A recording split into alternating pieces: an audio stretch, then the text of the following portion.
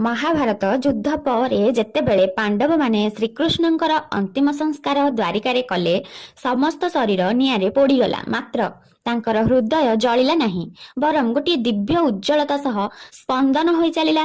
ଅର୍ଜୁନ ସେହି ବ୍ରହ୍ମ ପଦାର୍ଥ ନଦୀରେ ଭସାଇ ଦେଲେ।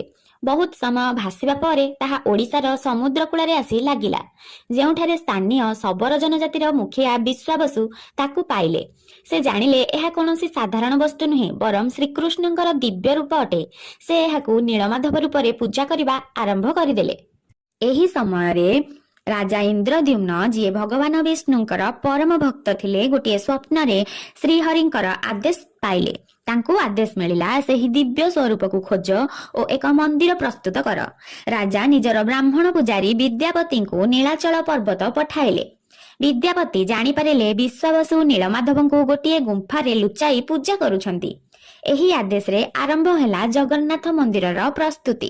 କିନ୍ତୁ ପ୍ରଶ୍ନ ଏହା ଯେ, କଣ ଅଧାପଣ ସତରେ ଭଗବାନଙ୍କର ଯୋଜନା ଥିଲା? ଜୟ ଜଗନ୍ନାଥ, ଜୟ ଜଗନ୍ନାଥ, ଜୟ ଜଗନ୍ନାଥ।